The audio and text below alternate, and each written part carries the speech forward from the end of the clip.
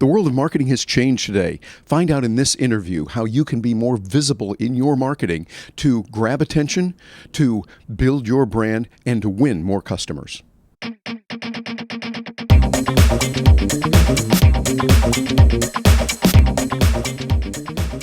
Marketing is very important. If you're in business, you know you've got to do it. I talk about relationship marketing regularly, and connecting with people is really most important today. And you've got to be visible.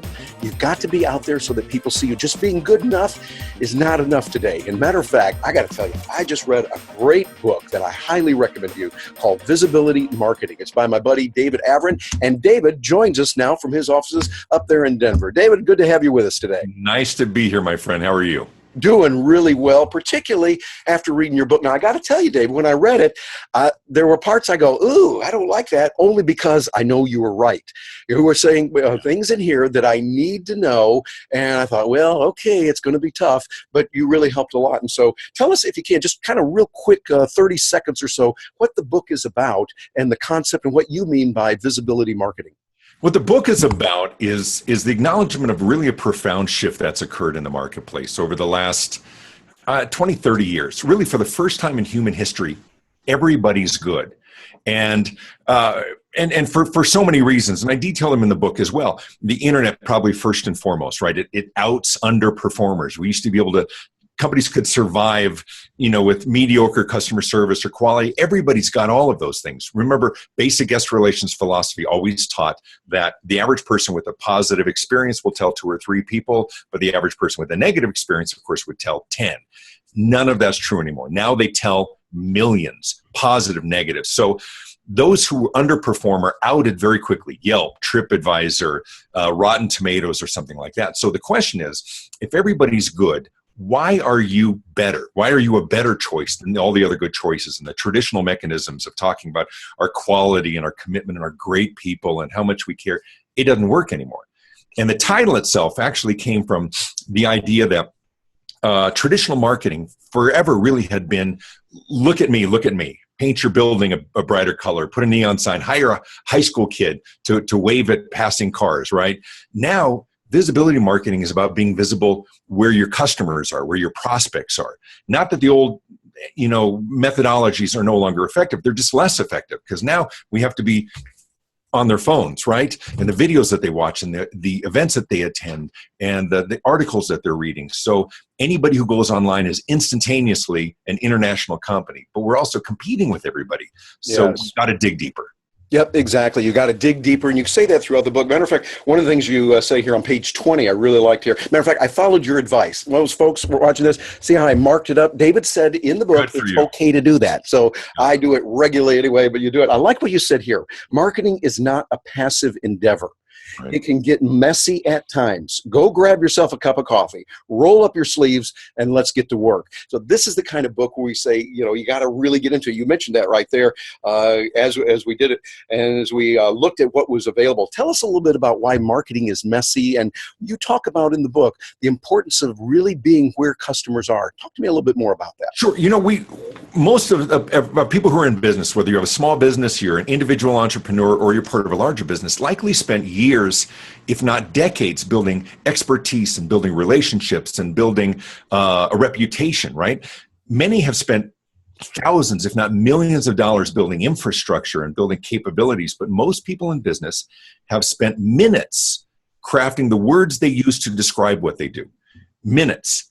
And the good news is your competitors have also only spent minutes. And while it's not a workbook per se, the end of every chapter has a little exercise to sit down with your team or sit down with your spouse and say, let's talk about what we've learned. Let's do a little bit of a deep dive. Let's grab a piece of paper and write down these things. Or if you were going to compete against yourself, how would you do that today? Pretend you had unlimited resources and you were going to compete with a new business right across the street from your business or in the same space.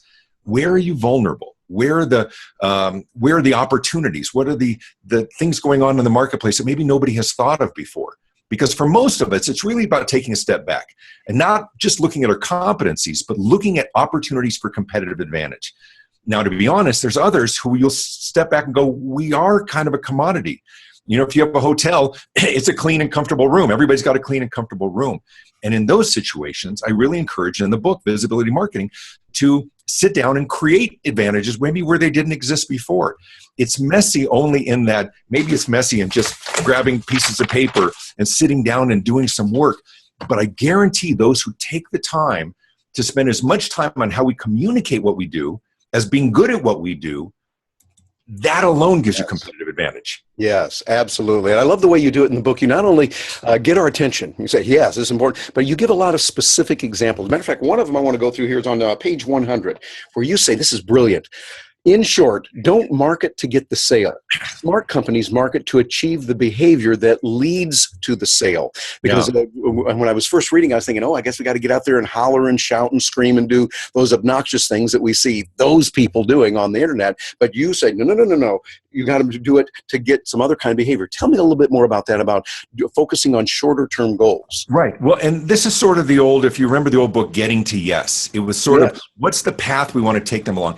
For a lot of people, it's very difficult to say, do you want to buy my very expensive item? Or do you want to contract for this expensive service? Sometimes if you can get a series of yeses along the way, it leads you to where you want to go. And probably the best example in the marketplace, and I give in the book, is Geico. Geico Insurance almost never, ever asks you to buy insurance. They ask you for one thing that they know it's very easy for you to say yes to. They ask you for 15 minutes, right? 15 minutes may save you 15% or more in car insurance because they know that one behavior, if they can get you on the phone, they've got you because they probably can save you money. So it's easy to say, instead of saying, would you want to switch your company, switch all your information, when is your policy? It's all complicated. No, we just want 15 minutes. And it's the same thing for you and I in the speaking world, right? We know the one behavior that is predictive of success. The one behavior is getting to my website at visibilityinternational.com, click on the preview video. It's 15 minutes or 13 minutes of me speaking all over the world. I know for meeting planner others, if my staff, my team here at my office, if we can get a meeting planner to click on that video, I got a good shot at getting the gig. If they don't click on it, zero chance unless they've seen me speak. So it's true for all kinds of businesses. What's that one behavior? For a restaurant, you have one behavior, right? Get them in the door one time. That maybe is a coupon. Maybe it's something, right? Because you can't have a repeat customer until you have a first-time customer. So once again, I give lots of different examples that apply to very different industries, helping people think, what's that one behavior that is predictive of success? Focus your marketing on achieving that one behavior, and you'll be stunned at how successful it can be for you. Absolutely. Very important. Another part of the nitty-gritty that you get into that I love so much, it was kind of hard though, is we've got to change some of the ways that we're doing certain activities. What worked before is not necessarily going to work today. Matter of fact, what was working for success before might actually detour you today. You talk about this over here on page 212, 213, actually, where you say, and I'm going on this one, dump your current website. Go simple, clean, and attractive. Yeah. You're right. And as a person who works with technology, I have to say, David, Arvind, you are absolutely right on this and how it's putting it together. Tell us a little bit about that and some of the other things about technology that we need to change today. Think about yesteryear. Think about when we look at like old ads from 10 years ago and 15 years ago and somebody holding a cell phone that looks like a brick. We laugh at all of that. In yesteryear, having a website was so important to your business. Of course it's important, but now it's just the cost of doing business. People, and then the innovations along the way, like the little flash video, that little intro flash video at the beginning, then the bottom corner it says skip, and 100% of the people click skip. You even skip your own. People are dumping $100,000 websites for $3,000 websites and $2,000 websites that are clean, that are easy to navigate. If somebody says, it's on my website, just go to the homepage, along the top, click on staff, scroll down, click on another thing. No, it's on the front page. Maybe it's a WordPress site or something where you can scroll. I'm not doubting the importance of people who are very good at this, who may charge a lot more for it. But what I'm saying is what used to work, the complexity, the robust sites where you can do everything, those are going away. If you look at, once again, what I was just talking about, what's the one behavior that's predictive of success? For most people, if you can get an audience with your prospect, get them on the phone, get them in person, get them in your store one time, we can convert the lion's share of those prospects, right? So once again, if that's the behavior, is your website very clear on the one behavior? Is it getting to buy, come in, or call? Exactly. We The other sometimes thing, want to give almost too everything, much. but you're absolutely right, David. What we've got to do is we've got to say, okay, that one thing we want to do, and that's really covered. Again, we're talking about the book Visibility Marketing here, and some Oh, really I think it important. fell down. Oh, did it fall down? There we go. Okay, whoops. Whoops, it keeps falling down. Well, we've got it over here too. So sometimes it can do that, but that's a part of the real world of living this. And I like what you say here in many areas. One of the areas that you got into that's real important here on page 220.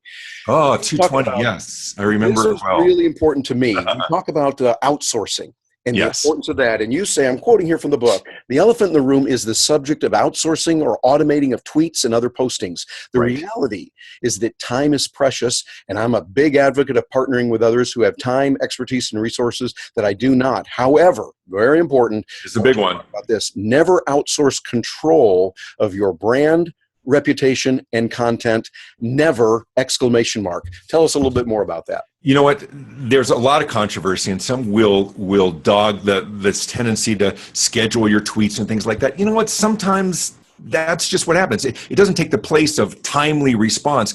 But if you want to communicate with your audience on a very regular basis, I'm okay with that. If it's very clear that you are writing, I write everything that I do. I write every book that I publish. I write every tweet that goes out, all of my social media postings, because it's me and it's my brand.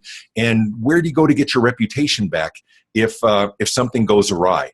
And you see this, you and I both, we see this. Companies, they'll have interns tweeting out. I saw something the other day from Del Monte, and this tweet honestly said, "We are 3 months from our corn being harvested or something. Click like to wish our corn good luck."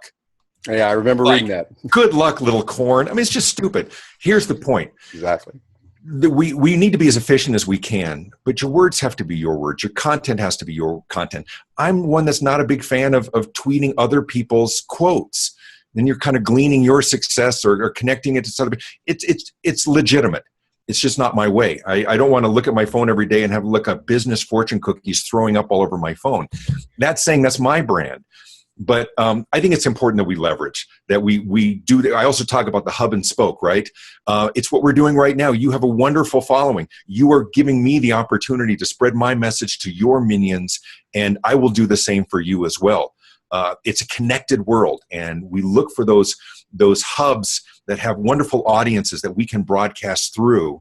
And as long as we meet everybody else's needs. So Yes. I'm fine with partnering and finding people can automate certain things, but never give up control of your content. It always has to be you. Yeah, I appreciate you saying that. Very important. I've talked about that in my work. And when you're working with relationship marketing, you can't farm that out. You've got to be there. There's times when, like you talk about in the book, being there at the conferences, being Right. there physically and doing that. And so as you're thinking about this, those of you watching this is important. It's a new way of marketing, and it's important. And David Seals, as a matter of fact, on page 231, you say something here that I think really important, and it was one of those ouch moments for me, but I realize it's so true. Where you say, today, complacency is the kiss of death in business. Nobody can afford to get too comfortable. You will rarely be privy to what your competitors are planning or the strategies they will employ until they deploy or launch. Be paranoid. Work each day as if there were countless competitors trying to take you down, steal your livelihood, cause you to lose your home, and drive you into bankruptcy because there are. Again, Right. It's not personal. Everyone is good, and that's the threat of the new normal. What you said there is so true, David.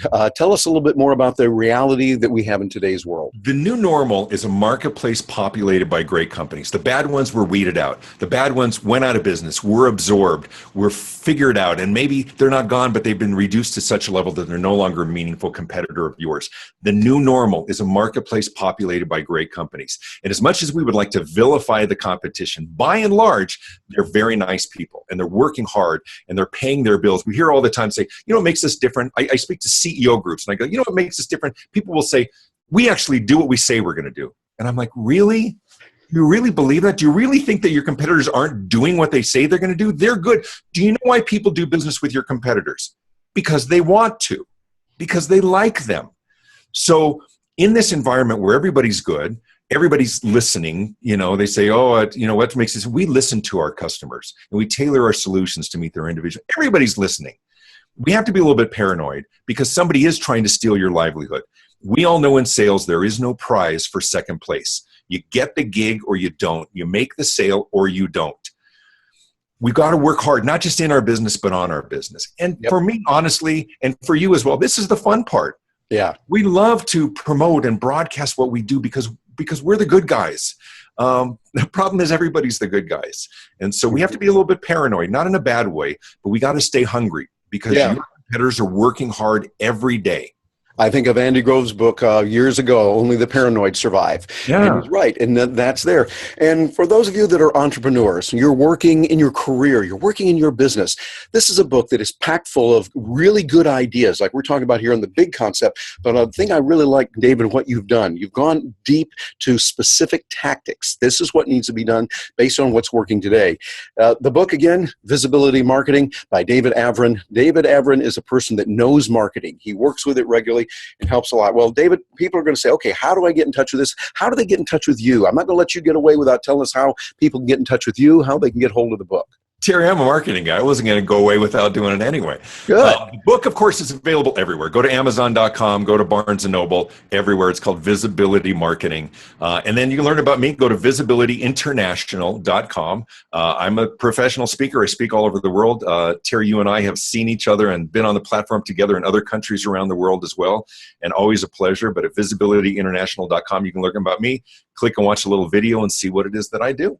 Yes. Well, thank you so much for being with us today, my David. friend. Great to be with you. And for those of you watching this, think about this.